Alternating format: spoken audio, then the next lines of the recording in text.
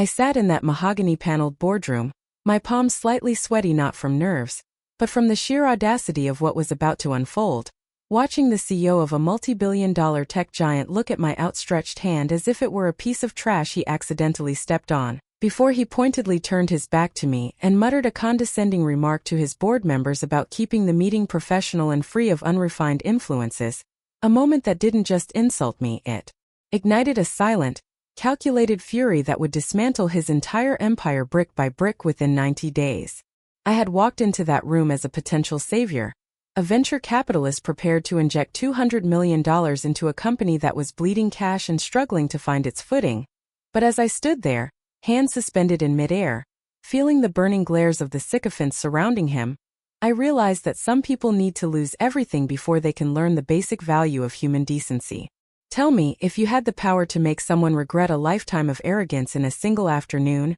would you hesitate, or would you pull the rug out from under them exactly the way I did? I want you to truly imagine yourself in that position, standing there with the ability to either save a failing company or watch it burn, and then honestly ask yourself if you would have been the bigger person, or if you would have chosen the same path of cold, calculated justice that I chose. It started 3 months ago when I was approached by a boutique investment firm regarding a partnership with a legacy logistics startup that had been underperforming for years. Their technology was brilliant, truly ahead of its time. But their leadership, specifically the CEO Marcus, was a relic of a bygone era who clung to outdated management styles and a deeply ingrained sense of superiority that had driven away his best engineers and most loyal clients. I had spent weeks performing due diligence, diving deep into their financials, their workplace culture reports, and their internal communications, and what I found was a toxic environment where talented people were silenced and innovation was stifled by a man who believed that power was synonymous with cruelty.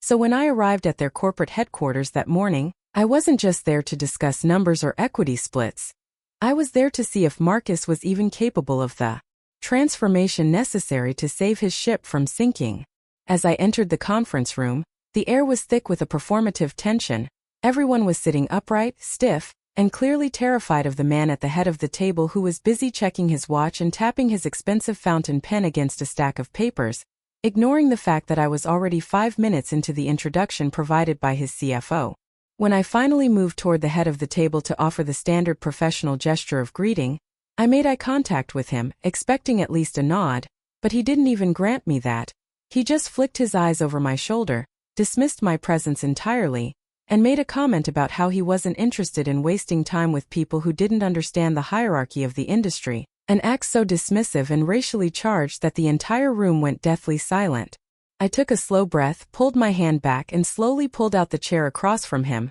sitting down with a calm that unsettled everyone in the room because they expected an outburst, a shout, or an exit, but they didn't know that I had already prepared for a scenario where I would need to teach Marcus a lesson he wouldn't forget for the rest of his life. I spent the next 2 hours going through the motions, detailing the investment package, the terms, and the milestones, watching as he grew increasingly confident that I was desperate to seal the deal, frequently interrupting me to demand more favorable terms or to belittle the data I was presenting, convinced that I would overlook his behavior for the sake of the profit potential. He thought I was just another investor looking for a quick return, unaware that I had spent years quietly acquiring minority stakes in the secondary markets and consolidating enough leverage to call his bluff, and by the time we reached the final hour, he was practically salivating at the idea of the $200 million being signed over to him, so he actually had the nerve to look at me and suggest that if I wanted to be part of his company's legacy, I needed to learn to behave better when in the presence of his executive team. I listened to his monologue, his voice dripping with that polished corporate arrogance that only people who have never truly had to fight for anything can master, and I found myself studying the architecture of his downfall, noticing how he didn't even bother to look at the board members who were clearly uncomfortable with his overt display of bigotry, as they were so accustomed to his toxicity that they had become complicit in it through their own silence. I realized then that my mission was no longer just about business. It was about dismantling the culture of impunity that he had built around himself, a culture that relied on the assumption that money bought the right to dehumanize others. And as I watched him talk about his vision for the future, I was mentally replaying the private conversations I had held with the disgruntled former lead developer,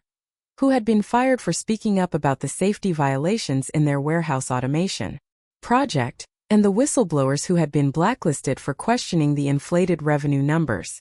Marcus was not just a jerk. He was a liability, a walking legal and financial disaster waiting to happen, and every minute I spent letting him think he was winning was a minute I spent tightening the noose, making sure that when the time came there would be no escape, no PR spin, and no rescue from his wealthy connections. I needed him to be at his absolute peak of arrogance. I needed him to believe that he had finally subdued a challenger, so I played the part of the slightly flustered, eager investor, nodding at his absurd demands, pretending to make frantic notes on my notepad, and even laughing at his dry, humorless jokes, which I'm sure he took as a sign that I was desperate to prove my worthiness. The tension in the room was palpable, not just from the history of his behavior, but from the realization that I was the last lifeline for a company that had missed its last 4 quarterly targets. Yet here was this man, jeopardizing the livelihoods of hundreds of employees simply to massage his own ego, and I knew that if I left without doing anything,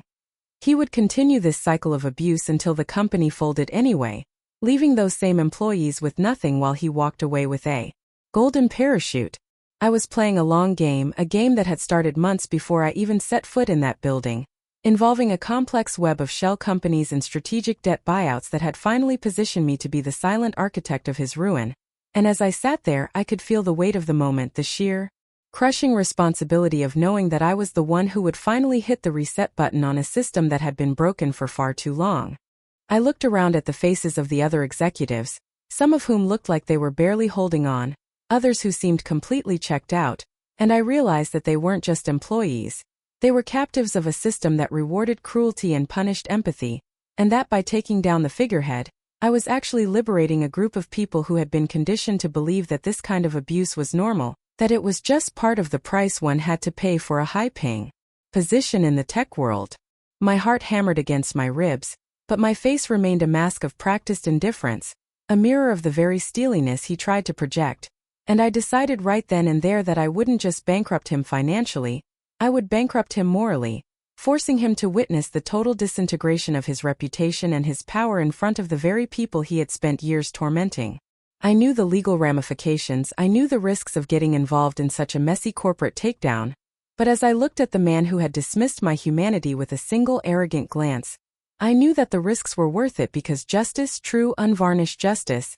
is a rare thing in this world, and I was holding the gavel. I remember thinking about how often people in high places assume that their wealth acts as a permanent shield, a suit of armor that makes them immune to the consequences of their character. But they forget that money is fundamentally transactional, while human connection and respect are the true currencies that keep society functioning, and Marcus had been bankrupt in that currency for a long time. I began to mentally audit every single conversation, every email, every subtle power play he had made in the lead-up to this meeting, noting how he systematically isolated anyone who disagreed with him, creating an echo chamber that eventually became his prison. It was fascinating to observe, in a dark and twisted way, how his own obsession with control had actually blinded him to the reality of his crumbling foundation, and how he had so thoroughly alienated his own staff that not a single person in that room was willing to step up and defend him when things finally started to go south. This wasn't just about a handshake. It was about the cumulative effect of 1,000 small indignities, 1,000 moments where he had crushed the spirit of someone who had done nothing but try to help, and I was the one who was finally forcing him to pay the interest on all that emotional debt. I recall thinking about my own father, who had worked in logistics his entire life, facing similar men who treated him like he was invisible, and realizing that in that moment, I wasn't just standing up for myself, I was standing up for every person who had ever been made to feel small by someone whose only qualification for power was a lack of empathy and a surplus of ego. The weight of that thought grounded me, stripping away any lingering doubt, any hesitation, any professional politeness that might have tempted me to let him off easy, because I knew that if I walked away, I would be failing the very principles that had driven me to success in the first place. So that's the situation I was in, and I had to make a choice because I had the documents right there on the table, the pens were waiting, and all I had to do was sign to save them from a looming bankruptcy, or I could walk away and watch them disintegrate. Before I tell you what happened next, I want you to pause and comment below what you would have done in my shoes. Would you have taken the money and held your nose for the sake of business, or would you have burned it all down to prove a point? I let a small, genuine smile cross my face, a smile that definitely confused him, and I reached into my briefcase, pulled out a different set of documents that clearly showed the true state of his internal debt, the failed audits he had hidden from his board, and the quiet litigation he was facing from the very engineers he had pushed out the door. I told him that while I had come prepared to write a check that would have secured his company's future for the next decade, I had spent the last 2 hours observing his leadership and realized that no amount of money could fix a broken character, and that I was officially withdrawing my offer, but I wasn't just walking away. I then informed him that due to the acquisition of his firm's distressed debt, which I had finalized just 30 minutes prior to our meeting, I was now his largest creditor, and effective immediately, I was invoking the morality clause in his contract that mandated his resignation if he was found to have created a hostile, discriminatory environment that threatened the valuation of the enterprise. The color completely drained from his face, his smug, condescending demeanor vanished in an instant, replaced by a frantic, panicked look as he started scrambling through the papers on the table, trying to find a way to argue. But the legal reality was absolute, and the board members, who had been silenced by him for years, suddenly found their voices as they realized he was no longer their untouchable king. It was a beautiful, chaotic moment of clarity, a moment where the fear that had kept them stagnant for so long finally evaporated, replaced by a sudden, desperate urge to save their own skins by distancing themselves from the man who had led them into this trap. I watched as they stood up one by one, distancing themselves from him, whispering to each other, and checking their phones to see if they could salvage their own reputations before the news broke, and I felt a sense of calm that I had never experienced before, a sense that I had finally fulfilled the purpose of my work. The transition of power was swift and brutal, just as I had planned, and by the end of the day, Marcus was escorted out of the building by security, his personal items packed in a box that looked pathetic against the backdrop of the massive, glass-walled office he had once occupied with such entitlement. I stood there for a few minutes after he left, just taking in the silence, the sudden lack of tension that had plagued the room for the past 2 hours, and I realized that the true power wasn't in the money I had withheld, it was in the freedom I had given back to the people who had been trapped in that environment. The subsequent collapse was rapid, as investors who had been waiting for a sign of instability pulled their capital within days. News of his discriminatory behavior leaked to the major financial outlets, and within 3 months, the company was forced to undergo a hostile restructuring where I was appointed as the lead director, eventually selling the assets to a competitor that prioritized inclusion and actual leadership. Marcus ended up losing his entire equity stake as the stock price cratered. He was sued by his former employees for workplace harassment, and he found himself blacklisted from every major board in the tech sector, reduced to begging for opportunities that never came. It was a cold, hard lesson in the fact that no matter how much power you think you have,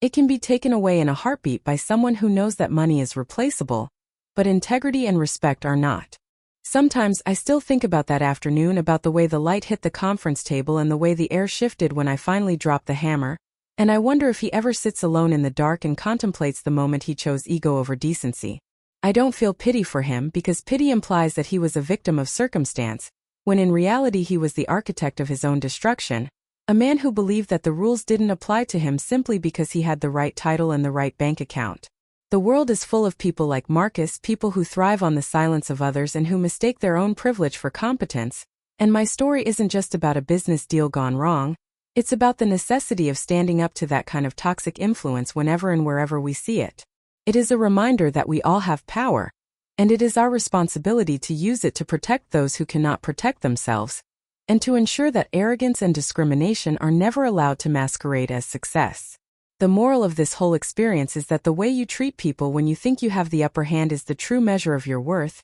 and eventually the universe has a way of balancing the scales. If you were on my side and believe that karma is the best way to handle people like Marcus, like this video right now to show your support, and make sure you are subscribed for more stories that remind us all to stay humble, and definitely drop your final thoughts on this whole mess in the comments section below, as I love reading your take on these situations. I'll see you all in the next story.